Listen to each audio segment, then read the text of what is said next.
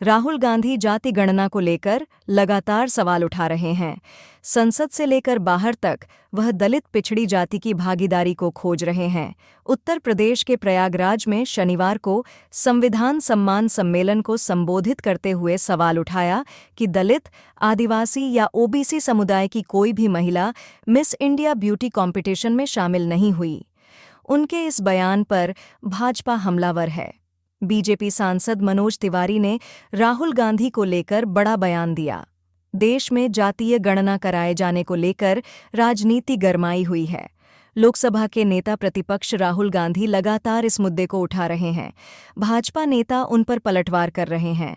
रविवार को दिल्ली के भाजपा सांसद मनोज तिवारी पटना पहुंचे।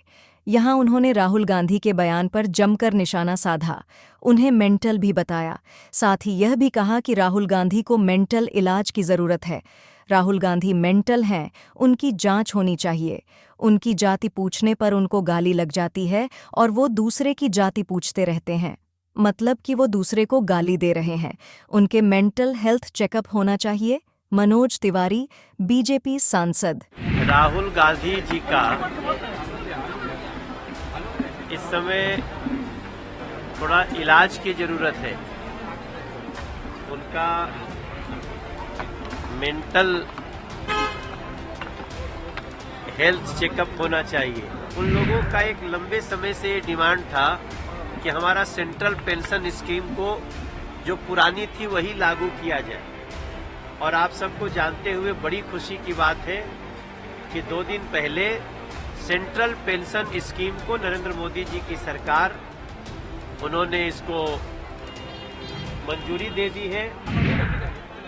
राहुल गांधी जी का इस समय थोड़ा इलाज की जरूरत है। उनका मेंटल हेल्थ चेकअप होना चाहिए। सबसे जो चिंता की बात है कि आप दुनिया भर का जात जानना चाहते हैं और अपना जाति नहीं बताना चाहते हैं, ऐसा क्यों? वो कहते, उनसे जब पूछा गया कि आपकी जाति क्या है, तो उन्होंने कहा कि इन्होंने मुझे गाली दिया। अगर राहुल गांधी जी से जात पूछा जाए तो उनको लगता है कि गाली दिया गया है, तो फिर दूसरे की जात पूछते हैं तो वो भी तो गाली हुई। तो वो सबको गाली देना चाहते हैं और अपने को उससे बचाना चाहते हैं। तो मैं समझता हूँ ऐसे व्यक्ति का मेंटल हेल्थ चेकअप होना चाहिए।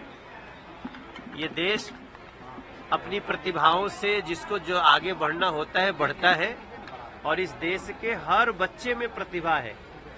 जरूरत है समय पे उस प्रतिभा को तराशने की, लेकिन पता नहीं, चूंकि इन लोगों को इतना दिन से सत्ता में रहने का आदत हो गया था राहुल जी को, कि सत्ता से निकलने के बाद वैसे ही तड़प रहे हैं जैसे मछली को पानी से निकाल दो।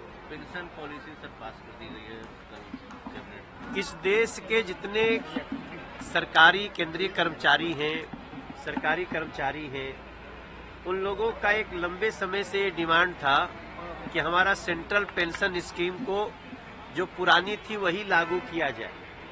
और आप सबको जानते हुए बड़ी खुशी की बात है कि 2 दिन पहले सेंट्रल पेंशन स्कीम को नरेंद्र मोदी जी की सरकार, उन्होंने इसको मंजूरी दे दी है। अभी हम और ललन सिंह जी साथ में ही आए फ्लाइट से, वो भी बहुत प्रसन्नता व्यक्त कर रहे थे। और मैं समझता हूँ ये देश के जितने सरकारी कर्मचारी हैं उनके लिए बहुत ही खुशी की बात है कि जो भी सरकारी कर्मचारी की जब नौकरी खत्म हो रही होगी या जब वो छोड़ रहे होंगे, तो उसके 1 साल पहले जो उनका वेतन होगा उसका 50% उनको पेंशन के रूप में मिलेगा। और ये मुझे लगता है देश के लगभग 10 करोड़ लोगों के लिए, 10 करोड़ परिवारों के लिए एक बहुत बड़ा समाचार है। नरेंद्र मोदी जी को धन्यवाद। राहुल इंजन की सरकार है, उसके बावजूद भी बिहार में विकास नहीं हुआ है। सभी मामलों में बिहार पिछड़ भी रहा है। बेरोजगारी, महंगाई और भी कई सारे मामलों को उठा रहे हैं। देखिए, वो तो खुद भी रहे, एक बहुत बड़ा वादा करके तेजस्वी बाबू आए थे कि हम आते ही 10 लाख लोगों को नौकरी देंगे। काफी 2.5-3 साल रहे तो 2.5-3 साल में कम से कम 5 लाख को तो दे देना चाहिए था, लेकिन 500 को भी नहीं दे पाए। तो तेजस्वी बाबू को मैं इतने कहना चाहूंगा, देखिए हम ये नहीं कह रहे हैं कि बिहार के हर एस्पिरेशन को हमने पूरा कर दिया है, लेकिन बिहार बहुत तेजी से विकसित राह पे चल रहा है और बिहार को इस बजट में 26,000 करोड़ रुपया दिया गया है। अब उसका तो विरोध कर रहे थे तेजस्वी बाबू। आप अगर विपक्ष में हो के भी बिहार के समर्थक हैं तो बिहार में जो इस बजट में स्पेशल दिया गया है, टोटल देखेंगे तो करीब 48,000 करोड़ का इसी बजट में है, लेकिन उसकी तारीफ करने की बजाय तेजस्वी बाबू को आदत पड़ गई है केवल विरोध करना है।